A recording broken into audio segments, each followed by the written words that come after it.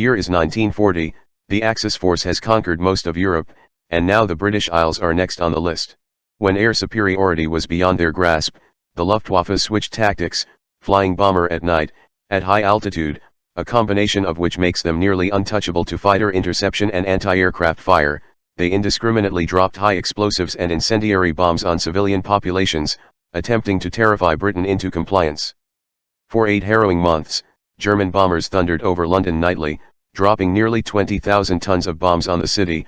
Most civilians doused their lights and huddled in homemade shelters or the underground when the sirens wailed, but some ventured out into the dark streets and braved the Blitz to save the city and the people in it. This game is about them.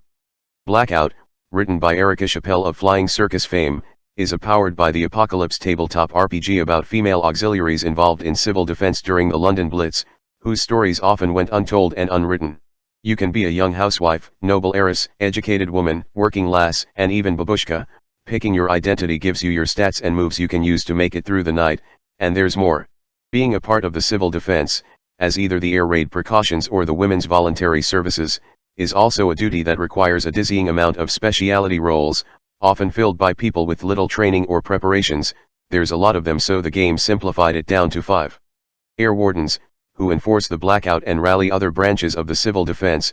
Rescue services, who pull casualties out, find unexploded munitions, and often the first into the scene.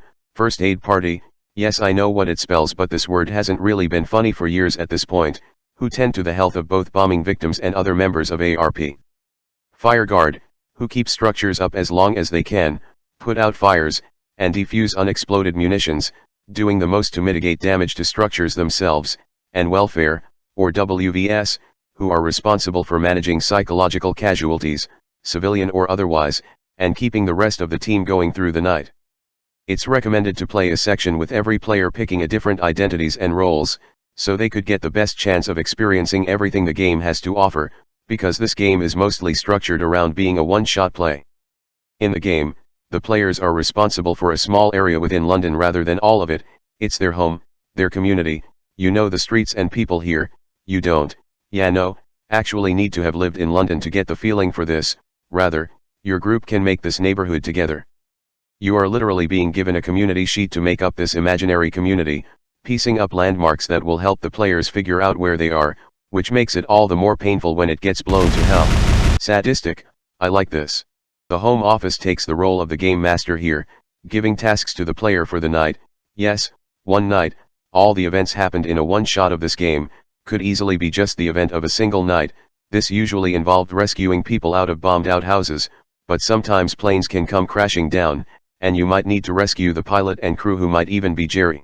Hell, there could even be mundane accidents in the middle of a bombing, like car crashes, because it turns out that turning off every light in the city in the middle of a night significantly increased traffic accidents, and worse, you now not only have to deal with the accidents, the people involved will mostly be yelling at each other. And just to make things easier for the players, there's a thing called raid clock. Anytime you miss a basic moves, not your character or role moves, the very basic one you will need to use to do anything in Blackout, in addition to consequences from failing the dice, you roll a d6. If the result is higher, everyone could sigh a relief and the clock goes up by 1, rolling equal or lower, and something explodes, the clock reset. Rescue work is also a very dangerous and exhausting task too, so when you fail a roll, you could get harmed, which makes you worse at rolling until you get it fixed. Taking 3 harms, you are out, whether in a hospital or in a funeral. Some moves also have an asterisk in front of it. These moves exhaust the player, and getting too exhausted will cause their character to break down, which is also why it's important to take a break, but the raid clock will keep on ticking if you do so. Not every site you visit suffer the same degree of severity too. Some are just far worse. Each site is given a state, ranging from -1 to -6, because a fire in a barn is a lot less severe than a fire in a gunpowder factory, and the state can be raised by rescuing people, dousing out fire, and more. Of course, it could get worse each time a raid clock ticks when nobody is tending to it, so sometimes you just can't stay at a site for too long when other places are burning. There's never enough hands to solve everything. It's also the primary mean for you to get new role move upon moving out from a site, and hopefully you get better at it at other places. By the end of the night, as dawn breaks, the players get to tally up the victories they have gathered from finishing up each site. These victories are different for every identity, providing a narrative epilogue for the character as their story has, for now, ended.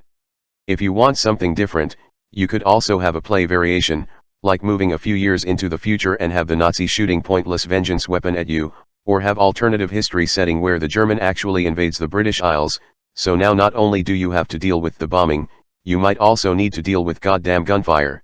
You could also play as a woman in Soviet Union, which at this time had it even worse than the British. Hell, you could play as a woman in Nazi Germany too, as when the war turns around, the Royal Air Force is more than happy to return the favor, and you also have to survive the watchful eyes of the Nazi Party officials who are a lot worse than high explosive. There's no small victory here, there's just surviving. By day, the America bombs the hell out of the place, by night, it's the British, there's no all clear for the scenario.